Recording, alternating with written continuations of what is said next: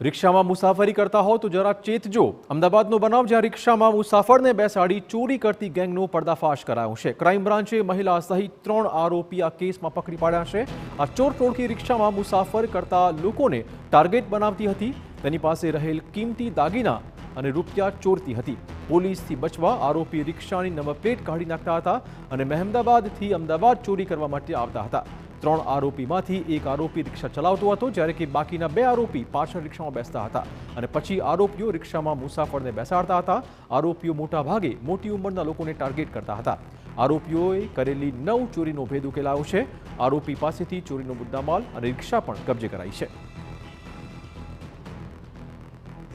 આ ત્રણેય આરોપીમાં સલમાન ખાન જે છે એણે પોતાની રિક્ષામાં વિક્રમભાઈના આશાબેનને બેસાડતા અને સામાન્ય પેસેન્જરો જે રીતે રિક્ષા ભાડે કરી અને જતા હોય અને બીજા પેસેન્જરોને પણ સાથે બેસાડતા હોય છે, એ રીતે મોટાભાગે સવારના સમયે અને ખાસ કરીને એવા પેસેન્જર બેસાડે કે જે ઉંમરલાયક હોય, એટલે લગભગ 60થી વધુ ઉંમરના પેસેન્જર્સને એ લોકો બેસાડતા અને એમની પાસે જે પણ પહેરેલા દાગીના અથવા તો એમના જે સામાનમાં પૈસા હોય એ બહુ જ સિફતપૂર્વક કાઢી લેતા હતા।